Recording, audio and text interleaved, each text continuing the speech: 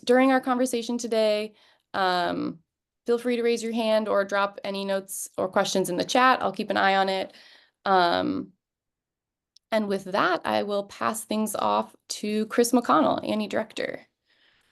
Thank you, Jenny. And thanks to our guest, Damon Nelson, who is a compliance trainer at Red Dog Mine. And it's great in this group, I think, to get a good cross-section of all the folks working in the quote unquote training space.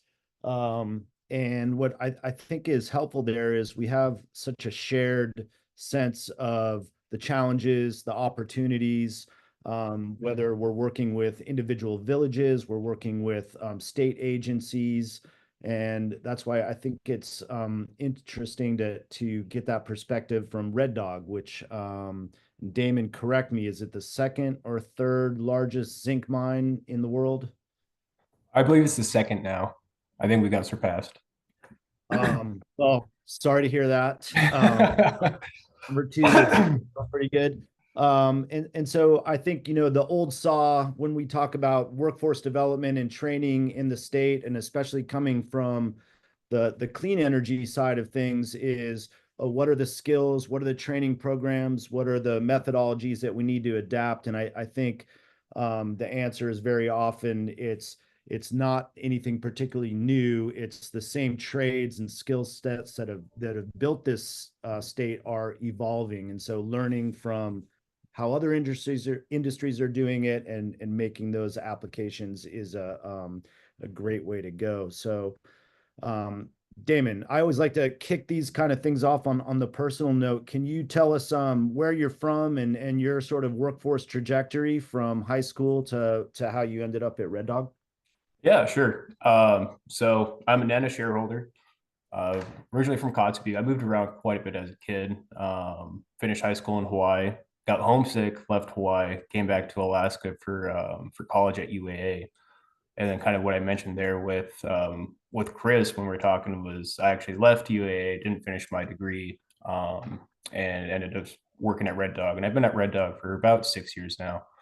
My trajectory there was I started off as a mill operator. I was in the apprenticeship there for mill operations. And then 2 years ago, I moved to the role that I have now as compliance trainer, as well as supporting our apprenticeship programs that we have on site. And not to dwell on it, but I think that I run into that a lot of folks who have worked on the slope or in industry. What was that decision-making process where you decided that you wanted to leave school and work full time before you graduated? It was the money now aspect for sure. Yeah. And like I mentioned, I'm going back to school now. We'll be taking, I'm going to be going to full time here pretty soon. So I'll be taking a little bit of a step back from my current role to finish school, which is, just a nice, nice gesture from my company. And just, what they have for our shareholders for development.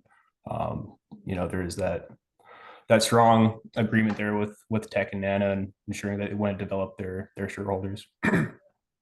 And I think largely some of the topics I'd love to cover is how Red Dog is recruiting new talented people into the company, how it trains the incumbent workers it has, how it retains staff, and also I think importantly from one of our earlier conversations is that stress on retaining institutional knowledge, as I think across a lot of the sectors that we work in, the baby boomers are retiring, the silver tsunami, or the many nicknames for that aging out process that's going, and there just aren't enough human beings to fill those slots, and so how that knowledge is retained. And so I hope we can cover some of that as we go.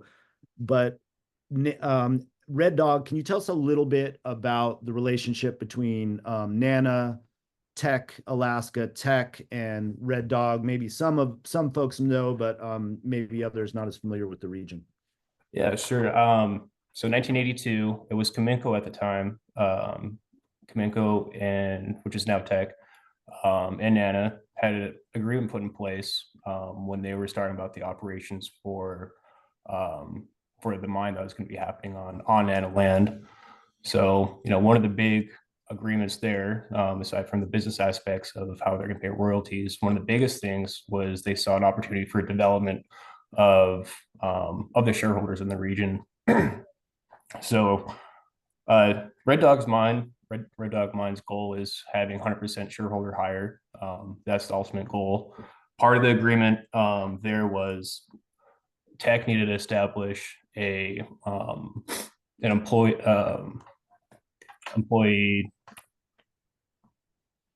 sorry about that, employee advisory committee. So in that committee, how are we improving workplace? How are we improving our marketing? How are we improving our retention? Because we do have kind of a high turnover rate over at Red Dog, and it is hard working rotational. But there is a lot of working dynamics there for us when we are increased shareholder hire, but as well as filling skilled positions that obviously needs to have skill there. So the agreement there, we have the goal of 100% shareholder hire, having the employment advisory committee,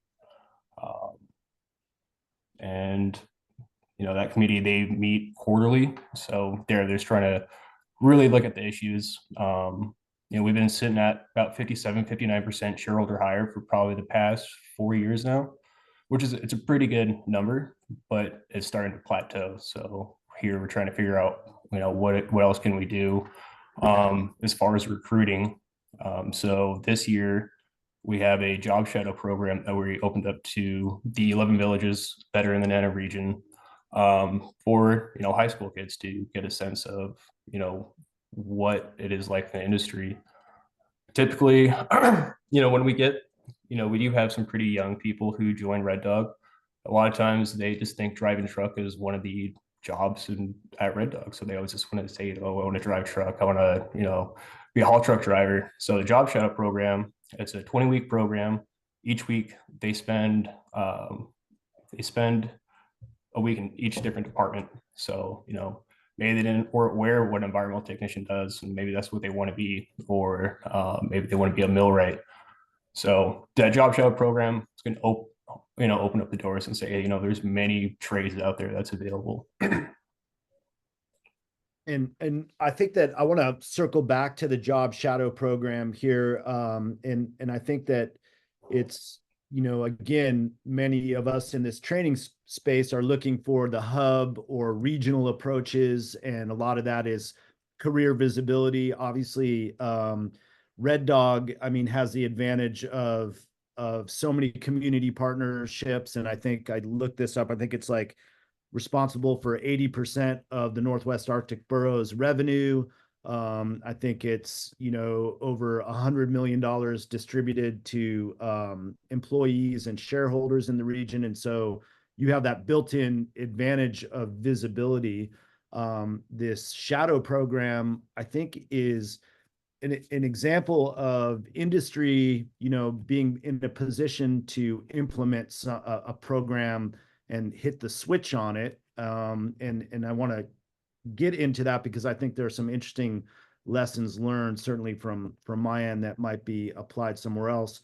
But I want to get into your specific job there, Damon. You are a compliance trainer. When people ask you what you do at Red Dog, what do you say?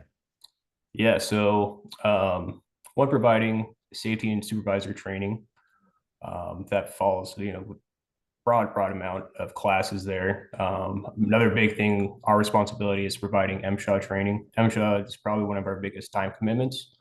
So if anyone's not aware, working at a mine, different from OSHA, is MSHA.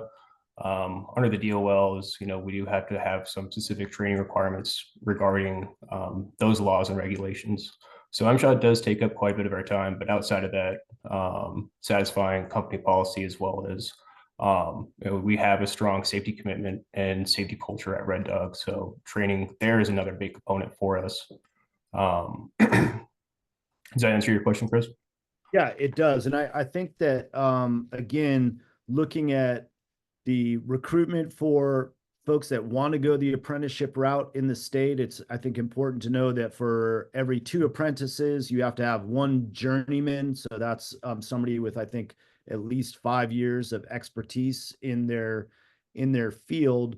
And so there's a lot of moving parts at Red Dog. I'm going to rattle off these. I hope I get them wrong, but the number of apprenticeships at Red Dog include an industrial maintenance millwright, heavy equipment mechanic, electrician and instrumentation, powerhouse operations and mechanic, light vehicle mechanic, welders, and then 2 that are require state licenses are water and wastewater. And then the official apprenticeship is called sprinkler fitter, but it's encompasses more of that as fire technician. Yeah. And so, oh, sorry. Go ahead, Chris. Sorry. oh, I'm just saying, so you've got a suite as the compliance, a suite of apprenticeships, and it's sort of a matrix of who's working with who and what they should be doing. And so can you speak to that sort of culture of maintaining a training culture, essentially? Yeah, I guess I should have dove more in there. So yeah, I'm compliance. I do safety training and supervisor training, but also being under training development department, I do have crossover where I do support our apprenticeship programs that we have that Chris listed out there. We've tried different managing systems, how we manage our related instruction courses. Right now, we're moving a lot to computer-based training. It's probably about the past 2 years now. We were using NCCR, a lot of textbooks, and now we're moving to computer-based training. And we have a software that's created called our learning management system that Tech has built that we're in transition to right now. And it's been a it's been a process for sure when anytime you're changing systems. But I think maintaining and managing a training program it takes a lot of work, and you have to be on top of it. And for us, one of our biggest hurdles is working rotational. Sometimes you just don't have the resources available to provide people training because we have to have people out there in the field. So maybe they're going to have to give up a day of training, for maybe whatever work or whatever emergency had happened. So our biggest thing is just resources, getting people training in there for available training. If we're looking at our apprenticeship programs, and we still have our commitment to provide that training for those employees. And so I would say that maybe hits on another spot that I think is recognized a gap throughout Alaska is the that lack of the train the trainer, that person who can sort of force multiply the people with those skill sets.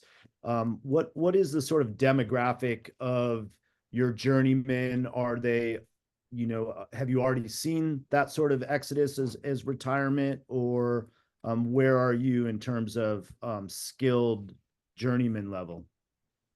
So our journeyman workers, majority of them are from out of state, are out of state employees.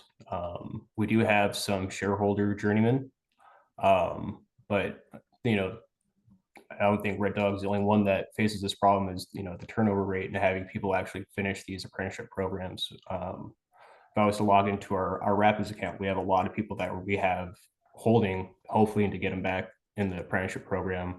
But yeah, holding on to that, having journeyman people is definitely it's a struggle. So we outsource a lot to fill those skilled positions.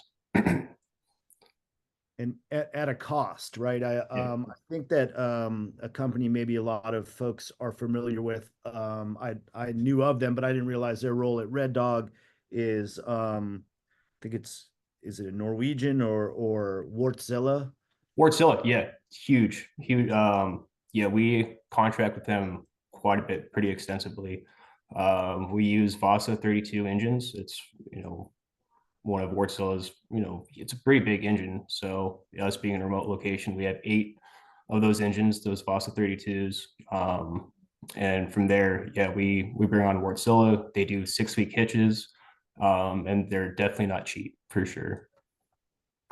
And that's, that was a lesson learned from me in our conversations, is so many of, we run into the same problems, but without the resources of tech, you have to find different solutions. And yeah, bringing in out of state service providers or out of state employees, I think smooth operations is probably the first and foremost, but looking for those solutions to more homegrown, I think is, it's a mantra we hear all the time, but we hear it more often than we hear solid solutions.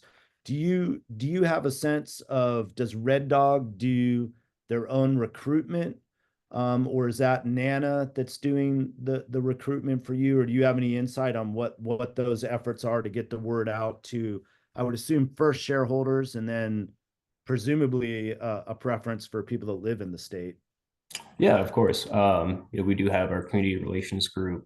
They do extensive community outreaches. We bring in subject matter experts. We hold booths.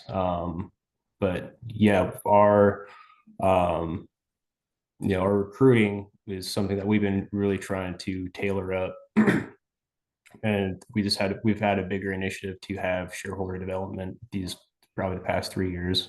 It's always been there, but it was until 3 years ago that we actually made a training and development department, and a position that's tailored for shareholder development that works in our HR department.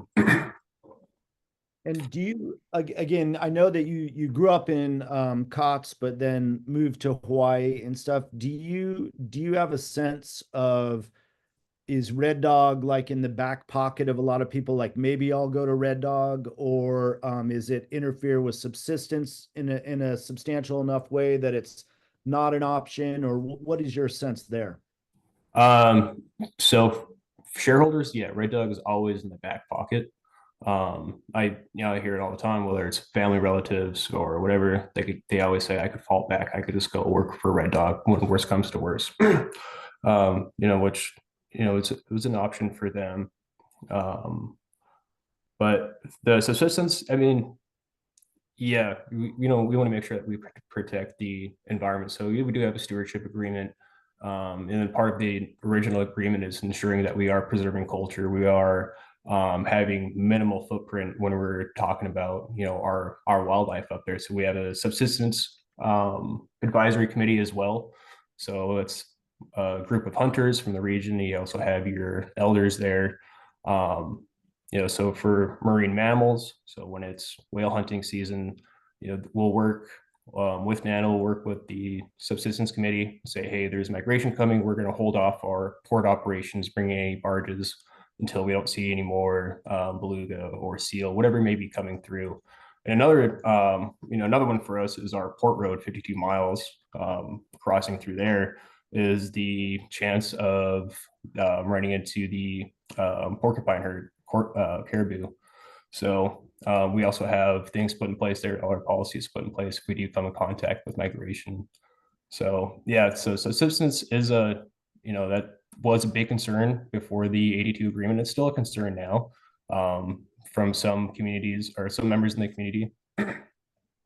So, and that's another thing too, that our community relations department has been working extensively with the community and just, show them, hey, we have a safe operation up here. For being a second largest zinc mine, we have a pretty small footprint on the environment. And I think it's worth looking at or considering too, that you as a regional economic powerhouse are cranking out skilled individuals. Do you get a sense of how many of those shareholders return to the region, or sort of like the rest of Alaska industry, very often there's some out migration, or if the salaries are not as competitive as they used to be, or I should say, I think you've got a bonus for working in Alaska where maybe that's degraded a little bit. And I'm just wondering, for all of our sectors, again, that same problem of getting a skilled individual, and then there's either out migration or they move to an adjacent sector. No, that is definitely one of the biggest factors there is losing that skill in the community. Um, we are seeing a lot of skilled employees move out of, for instance, Kotzville. One of my classmates who went through the powerhouse operator position, he was a powerhouse operator in Kotzville. He is actually moving out, and they're going to be losing a valuable person who's from the community that was fulfilling a skilled position. Is just going to move out of Kotzville. And this is his personal preference, but it is something that is a big trend. You see a lot of people moving, out of the community, especially in the in the age range where you typically have journeyman workers or skilled workers.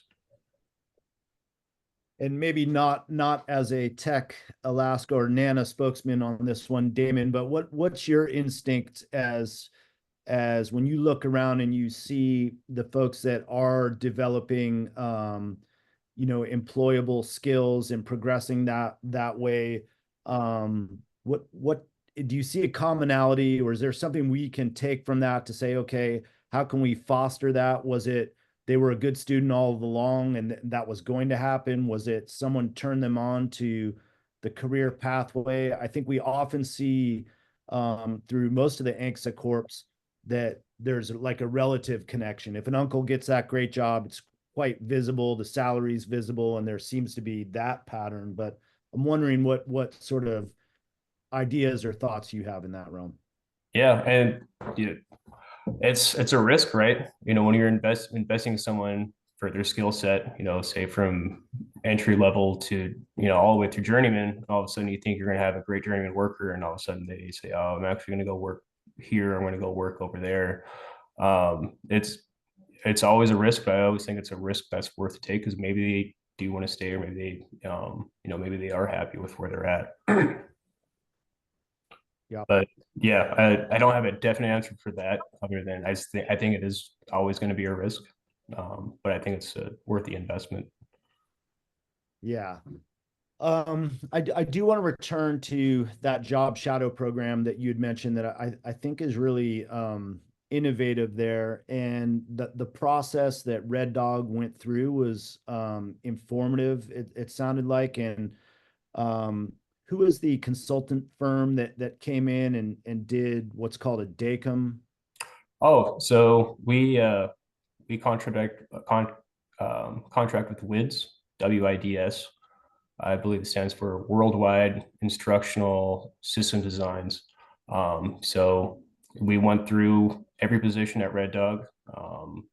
We were starting to see some plateaus in people's careers progressing. Say we have 6 levels of pay. Sometimes you'd have people stuck at level 4 for 5 years. So what's keeping them from developing to that next level if they're not in an apprenticeship program? But yeah, so we contract through WIDS, that DACM process. If you guys aren't familiar with that, DACM stands for developing a curriculum. So when we brought the consultants on site, they met with subject matter experts. So journeyman who's been there for 10 plus years, 20 plus years, we would have our mid levels, and then we'll have entry personnel. And basically, they're just trying to capture as much as they can from these employees. And then they're developing and building a system where they believe, if you're looking at certain tasks, those tasks should be done in year one. You should know how to do those in each year, progressing that employee, right? And then able to reward their skills that they're learning. And I think that was a great lesson that in some of the work that we do with whether they're school districts. Now, your sort of shadow program there is for recent high school graduates and older, or does it It's also? it's open for anyone, but we are seeing a bigger influx of pretty much 18 to 21. That's the typical age range that we're seeing for this job shadow program. So last year was the first year we rolled it out. It was only for Kivalina community members, but this year we opened it up to all 11 communities in the Nana region. And that's actually I'm actually leading that program. We've been your first year doing it, but looking forward to it. I think it's a great opportunity for individuals to get exposure to to the industry and see what trades are actually out there. And it remind me that program, the application period is when? For the job opening. For the job shadow program, yeah. Oh, so yeah, so it's a 20-week program, but it's 10 working weeks, so it's still rotational.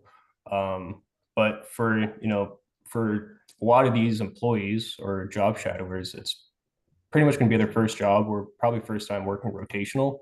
So we're going to have them on a 1-in-1 schedule, so 1 week on, 1 week off. It's contracted 20 weeks, but 10 working weeks, and then each week they'll spend a week in each different department. And there we'll have, hold them accountable for progression. What did they like? What did they enjoy? What didn't they like?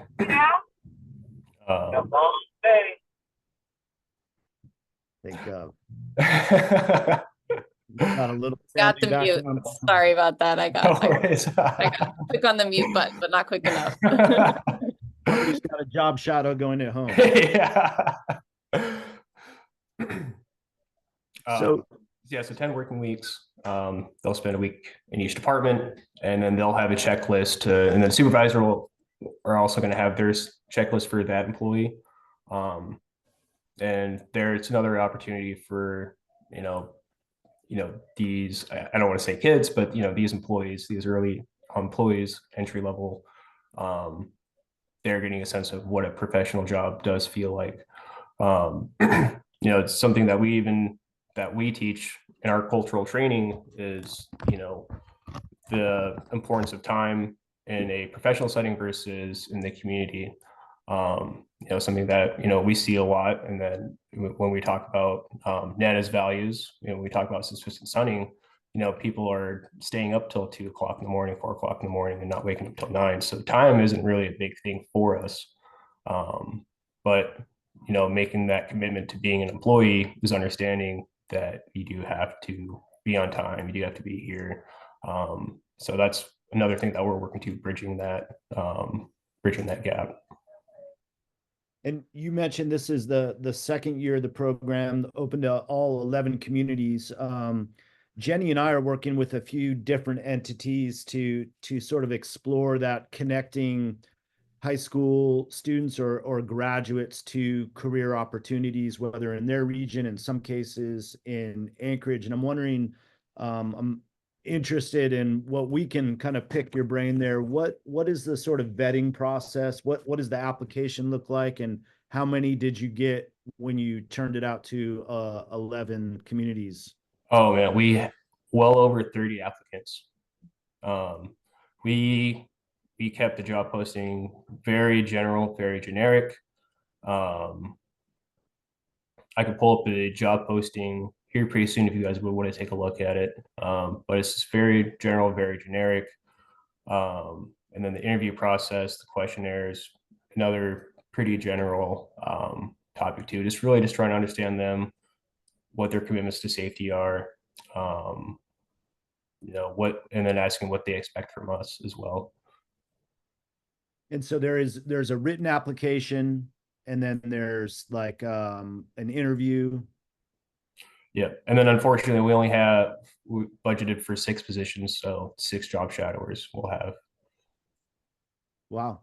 Well, Yeah. that sounds like an opportunity for anybody else working in the region to maybe get those other 24 applicants. I know. Yeah. See if they can put them to work. And those positions are paid at a pretty competitive wage for those 20 weeks. Yeah. So our entry wages they are very competitive. So that's what makes Red Dog that's what makes Red Dog attractive there in that sense. But we do lose a bit of a competitive edge when we start talking about skilled positions, because now other companies out there and other places are starting to pay those skilled positions. They're starting to understand those are, pretty big assets to have. And is that a case by case when those 6 new job shadow employees work through? Are they typically, is the plan that you will find a permanent position for them, or is that Oh, case yeah. by? Okay. Yeah. That's the ultimate goal. So we hire them at the job shower. It's what we call a casual position. They're a casual employee, but yeah, we do have hopes for them to be full-time employees. And returning maybe to the last topic on the job shadow, you had mentioned, and this touches on the sort of institutional knowledge that I believe it was part of the job shadow program, that you have taken a was he a retired electrician who's come on? Um, Oh, so yeah, so talking about supervisors, right? So we're starting to see a big shift in new supervisors. People who've been at Red Dog for 10, 15 years, but now they're put in a position as a supervisor rather than a crew member. Um, so we were losing, I don't want to say authoritative, but basically the sense of, the buddy buddy, right? They were with that crew for 10 years. Now they're a supervisor. Now they kind of feel bad and they don't want to be authoritative. But so we brought on a retired supervisor to do some supervisor training with them. Um, just kind of make them feel more comfortable being in a supervisor role. and is there an effort for the people that have sort of fully retired and still reside in the region? Are they sort of, you're well aware of who those people are and still trying to, you know, to quote The Godfather, just when you think you're out, suck them back into some sort of role? Yeah, we definitely had people retire and come back within the next year or two.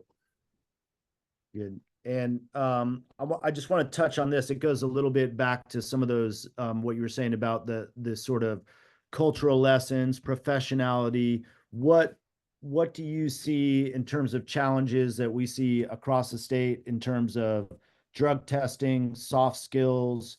Is that also, I'm guessing, a hurdle? And how do you guys handle that?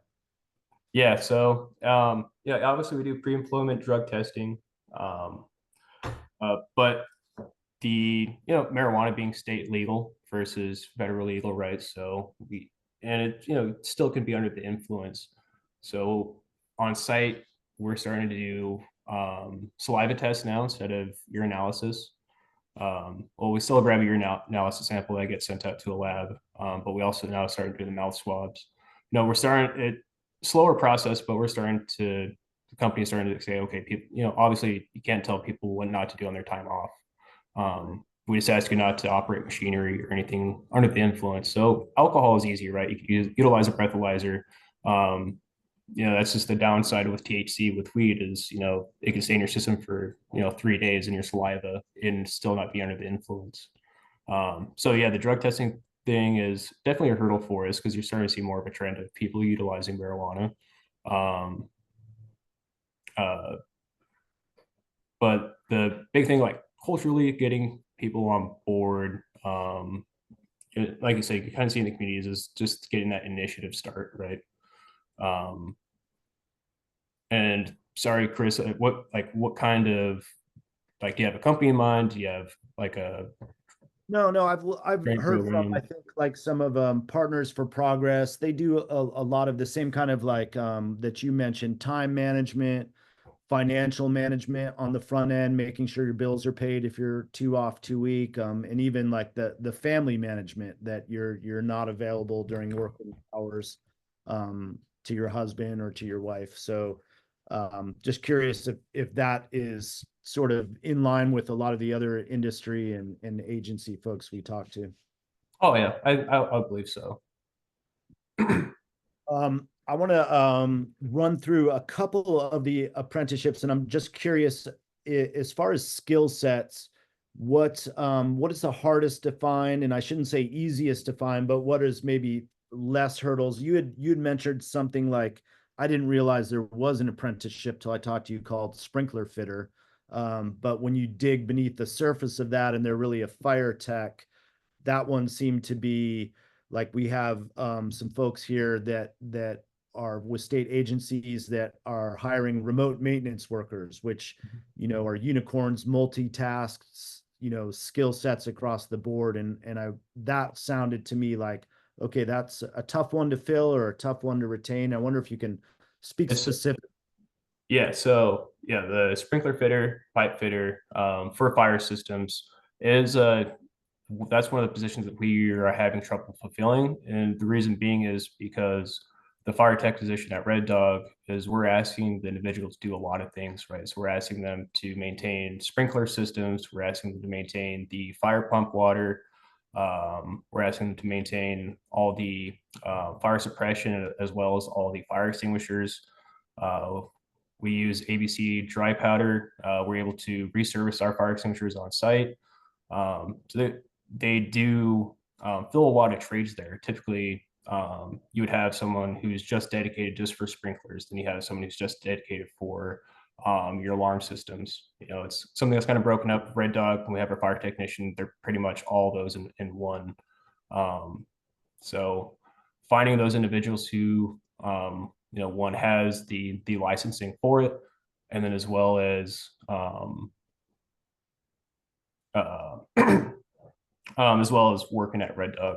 So like something that we've seen is, going back to the competitive wages there, our fire technician wages are not very competitive with these remote jobs that, employees from Chinook or State Fire or a few of the other other companies out there.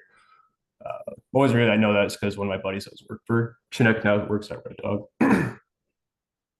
And tell me I think the two that require state licensing are water and wastewater and the fire tech. Why is that? And how does that differ from the apprenticeships, the other apprenticeships? Yeah, so our other apprenticeships are just industrial. It's still obviously learning a skill set there. Um, but just looking at compliance and state law, right? So, fire suppression, sprinkler fitter, you can imagine, that is a lot of responsibility that's on that individual who's installing those. So it's ensuring they are state licensed, putting those systems in place, as well as water and wastewater plant operator. That is, you can imagine it as another position that's again has responsibilities for that employee, doing whether repairs or troubleshooting it is, ensuring that they may not be sending gray water down a potable water line. So right there, you're just basically looking at safety of others. Nice. And going back to some of the training you mentioned, we had on a previous version of this training group, digital twins and the training space there. And I think that the state is adopting that. I think both in private industry, we've got a couple companies in the state that are doing great work there, and Alaska Energy Authority has done a ton of imaging, and I think that's more for probably infrastructure and inventory assessment. But I think that there's such a huge room for training there, and AvTech is starting to adapt some of that. How does that figure into Red Dog? Because it sounds like you do not have a dedicated training space on site, and that most of your workers are actually working. So how does that technology figure into your training? Yeah, so man, we've been trying a few different approaches there. We don't have a training facility, so when we do equipment training, for instance, over at Crane, I pretty much have to ask the area owner, the area operator, say, hey, can I take this module, take it out of service? Because we shouldn't be training people while there's in production, right? We don't want them to feel rushed. We want to, just want them to feel comfortable. So us not having a training facility is a challenge for us because it takes us a little bit more planning there.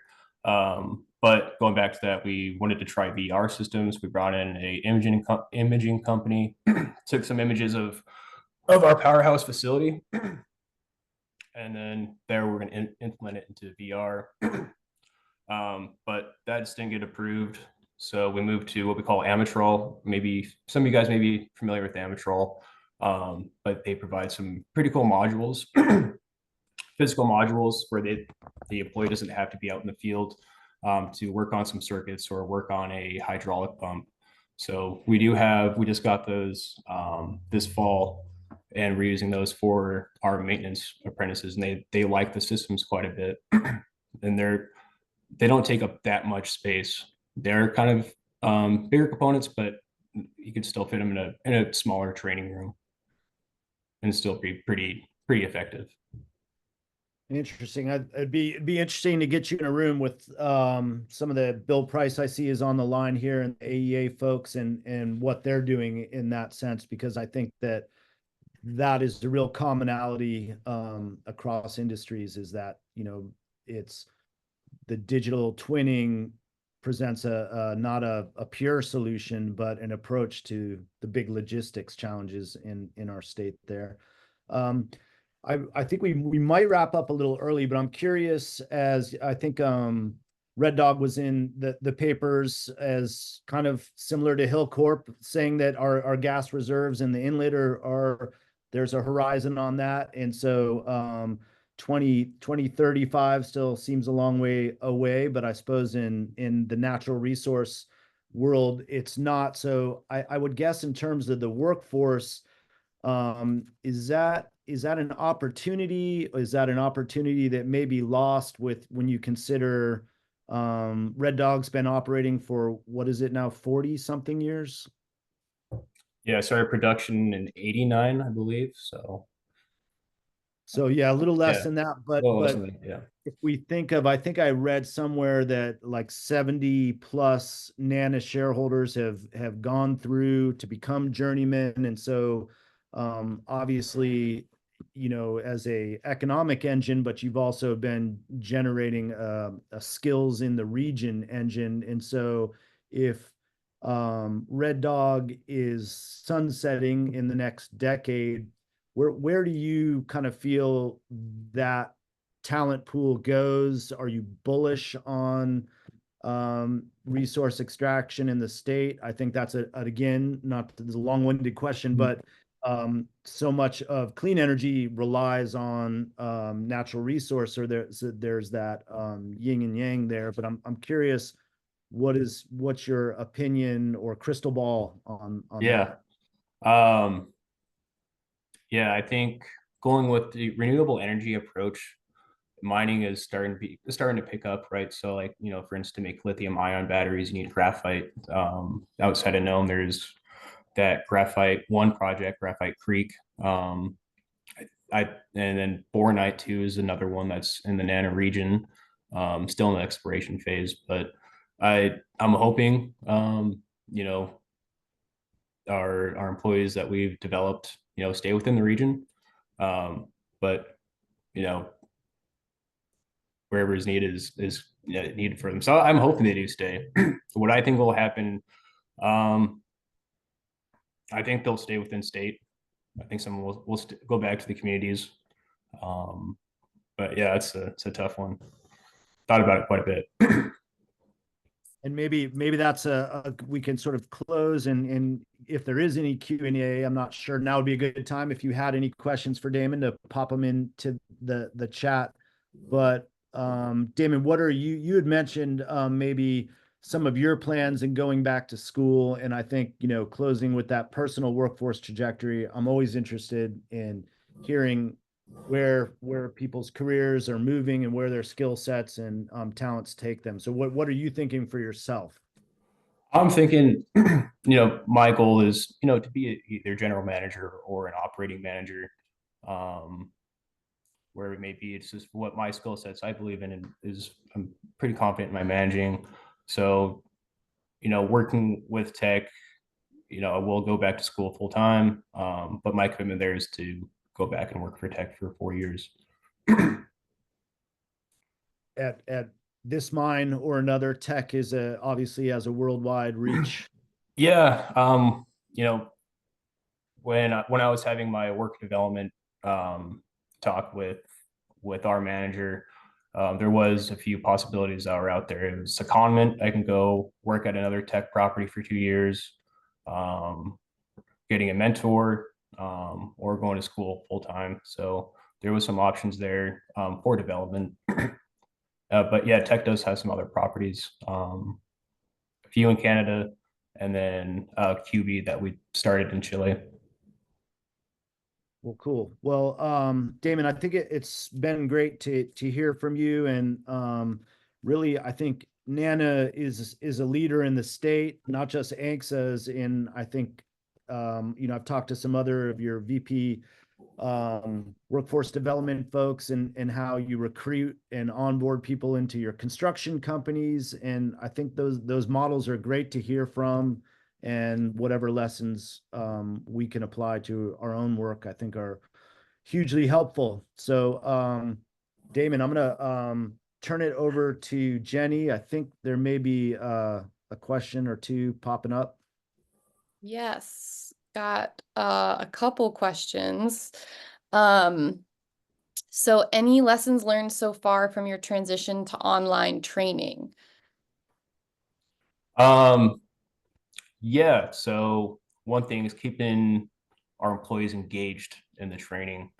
Something we don't want to get away is we just don't want to tuck them in a corner with the computer, right? So that's where we're starting to see kind of a falling out there. It's ensuring that it's effective training still. So, for instance, apprenticeship training. The vast majority of the online training is our apprenticeship training. All of our equipment and supervisor training is still done in class, and then done out with that they're able to um, display that they could safely operate that equipment. But yeah, so the online training, keeping the employees engaged is a big one for us. And then us too is internet is a battle up there. So sometimes there's network issues where we can't access our computer-based training.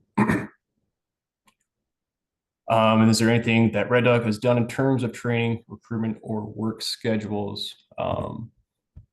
Sorry, I got a box right in front of the question. Implemented elsewhere in the state, or think should be adopted more widely. Um, I our training, it's a pretty small department. Our training department's pretty small. Um, so us working with 600 full-time employees, I think we do have a pretty good training system put in place, a training management system for integrated training. I think how we manage that is, I would say, is up there. Something that could be implemented elsewhere for helping other companies have a management system that's able to keep track of employees, as well as where they're at engaging their progression. And see how else has shareholder employment percentage changed over the years. Yeah, so I mentioned earlier, we've been floating between the 57-59% shareholder employment at Red Dog, which is it's good, right? It's well over half, but our goal is 100% shareholder higher. What we see is it pretty much caps off at the general supervisor position. General foreman, general supervisor is typically the highest position you see shareholders. So that's why we've had such a huge drive and development of developing our shareholders so they can get over that hurdle, right? Having one of the biggest things is having a degree. For the superintendent and manager positions, that's typically one of the first requirements or first qualifications you see for that position. So there is something that's why we're trying to develop, having leadership programs put in place, having what we call the professional development program, which is what I'm going to be going through, going to school and finishing a degree there. So, getting our base level to journeyman and it's baseline supervisors, so your frontline supervisors, those are great for shareholders, but we're trying to develop them to where we, get into senior management. Well, thank you, Damon. I do want to say, somebody else has popped in there. Is there a training agreement or an employee repayment agreement for a certain amount of tenure? A training agreement, as far as by position or between Nana and Tech. Gary, can you hear me? Yeah, good follow-up. Well, any of the above. So you're compensated when you become an employee, or that's offered early for future education or training opportunities? Maybe that's what he means. So a training agreement. So going back to that, to the NANA and Tech agreement, Tech has a responsibility to offer training, for the shareholders who were employed. Employee repayment agreement. Are you saying if someone may have done, like a millwright program somewhere else and they start working for us in our apprenticeship program? If that was the case, we wouldn't repay them for that schooling, but we would reward them in their skill set. So maybe they wouldn't get hired at level 1; they probably would get hired at level 3 or 4. Hopefully that Gary, answers your question.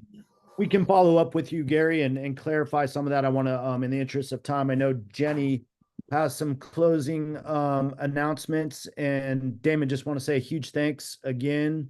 And it occurs to me that I might follow up with you and some of the folks on the line here for those 24 other applicants that are wanting to get some work or get some experience, because I think there's some spots where we could happily plug them in, but to be determined. Yeah. Sorry, Yeah. Damon. No, that's okay. Yes, thank you so much. That was a great discussion. So I am gonna go through a couple updates that folks have flagged in advance of this, but I'd also like to hear from anybody who's here. If you want to like raise your hand and we can unmute you if you want to share an update, or you can put it in the chat. But a couple things relevant to folks here. So King Tech High School here in Anchorage, award-winning CTE program. They are hiring for 4 teaching positions for next school year in their CTE departments. Welding, construction, electricity, automotive maintenance, and information technology. If you know anyone, their principal, Kern McGinley, would love to talk to you or just have you send them the job posting. I'm going to drop the 2 links for those in the chat. There's the first one and the second one. And then also are a couple of different partners on the call here are involved in planning the Alaska Rural Energy Conference, which is coming up in Fairbanks in early October. That is, I'm going to put the link in there as well. And that will have a 2-day conference along with a pre-conference day, which will have some relevant sessions like PCE training, bulk fuel, grid resilience. And I think one of the tracks for the conference is maintenance and operations. So could be especially useful for folks here. And then self-promotion. REAP has its 20th anniversary celebration coming up next week, June 27th, King Street Brewing in Anchorage. I'll drop our link for that in the chat. Tickets are available now. And we'd love to see anyone and chat more while we're there. There'll be food and drinks and music and all that fun stuff. I don't see any hands. I know that People in Power or PIP, our training coordination program, Jacob, the training coordinator, is on the line and shared some of those questions earlier. PIP had a great training this past spring, and I know is looking for a slate of trainings. I don't know if Jacob, you want to give a 1-minute update. Hello, everyone. Yeah, I would love to just chime in real quick. Yeah, as Jenny mentioned, we had a really great group training here in collaboration with AEA, and Theo Graber from the Aruba program also was able to stop by. So it was really cool. We brought in a lot of visiting trainers to not only guide the more structured training, but also interface with folks to give them an idea of whom they might be able to reach out to, putting a lot of faces to the names and taking advantage of that opportunity of flying trainees in. I think one thing we're really excited about with the PIP program, kind of that Chris talked a little bit about earlier, is that need for the training trainers in rural Alaska and developing those staff. And that's been a big focus of our program. And just as a kind of a quick couple of cool highlights for everyone, we sent Willie Mute, an operator in Kong, out to a train the trainer program in the lower 48. So he's now certified to instruct others to get their certifications in safe tower climbing. So we're planning some trainings with him in the future. We're also really proud of some training we've done with Dina Dobkins, who's the manager in Levelock. She attended our group clerical training where she got to develop relationships with other folks in her region through that group clerical training. And then immediately afterwards did some follow-up training with Connie Fredenberg, who's a PCE and utility management expert, to develop her own skills. And then we sent Dina out to Port Hayden, which is one of the communities in her region, to do some one-on-one training with them that was really effective. So I'm really excited to see the way that our program has been developing those trainers within the region. But yeah, that's my quick plug. Thanks. Thank you, Jacob. We also have a note from Naomi in the chat about NAWIC's anniversary picnic coming up. And we'll share all of these in our email later this week to round up. Thank you guys so much for your participation today. Our next meeting is tentatively scheduled for September 17th at 11 a.m., 3 months away. So if you know of a conflict or if we spot one, we'll shout out and reschedule.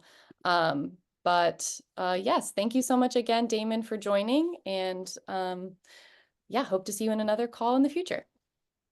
Thanks, Damon. Thanks, everybody. Have a good summer. Yeah, thank you so much.